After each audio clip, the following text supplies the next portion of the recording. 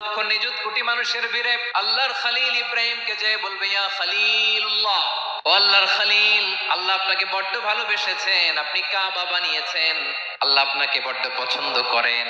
দেখেন আমাদের কি অবস্থা। আপনি যে আল্লাহর কাছে সুপারিশ করেন যেন আল্লাহ আজকে বিচার শুরু করে। আল্লাহর নবী ইব্রাহিম বলবেন আমিও পারবো না, আমি আমার জীবদ্দশায় 3টা মিথ্যা বলেছি। কয়টা?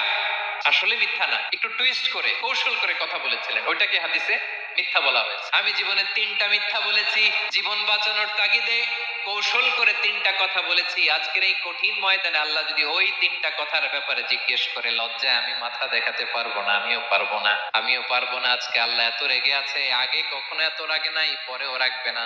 তোমরা সবাই মিলে বনি ইসরাইলের নবী মুসা আলাইহিস সালামের কাছে যাও। সবাই এবার যাবে মুসা আলাইহিস সালামের কাছে, যেয়ে বলবে ইয়া নবী আল্লাহ মুসা, আপনি ছিলেন কালিমুল্লাহ, আল্লাহর সাথে সরাসরি কথা বলতেন। রব্বুল আলামিন আপনাকে তাওরাত কিতাব দিয়েছেন, আপনি যে একটু সুপারিশ করেন। আল্লাহর নবী মুসা বলবেন মাফ করো, আমিও পারবো না, আমি দুনিয়ার বুকে ভুল করে একটা মানুষকে মেরে ফেলেছি। আমি মারছিলাম আদব শিক্ষা দেওয়ার জন্য এক থাপ্পড়, থাপ্পড়ে যে ওই লোক মরেই যাবে আমি জানতাম না। আজকে আল্লাহ যদি জিজ্ঞেস করে কেন মারলা, জবাব আছে।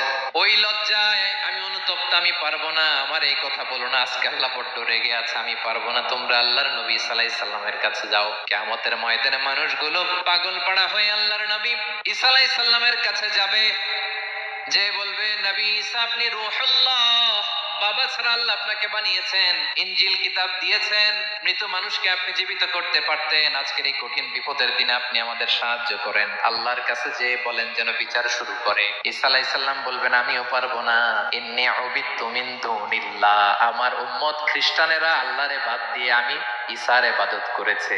আমার মা মেরি আর আমাকে ডাকতো জেসাস ক্রাইস্ট, আমার ইবাদত করেছে।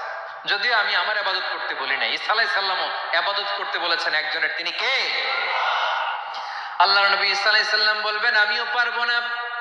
আজকে আল্লাহ অনেক রেগে আছে, আমি পারবো না। তবে একটা পরামর্শ দিতে পারি, একটা সাজেশন দিতে পারি। আজকের দিনে এই কঠিন মুসিবতের কালে, এই কঠিন সময়ে কেউ আল্লাহর দরবারে দাঁড়িয়ে একটা টু শব্দ করার ক্ষমতা কারো নাই, একমাত্র আখিরি জামানার পয়গম্বর বিশ্বনবী মুহাম্মদুর রাসূলুল্লাহ ছাড়া।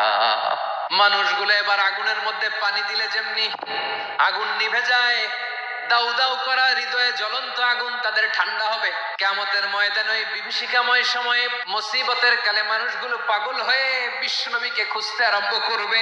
সবাই মিলে বিশ্বনবীর কাছে যেয়ে বলবে ইয়া রাহমাতাল লিল আলামিন, ইয়া খাতামান নবীন, রাহমাতাল লিল আলামিন। দেখেন আমাদের কি অবস্থা, কি কঠিন বিপদে আমরা আছি, দাঁড়াতে পারি না, সূর্যের আলোতে ঘেমে হয়রান।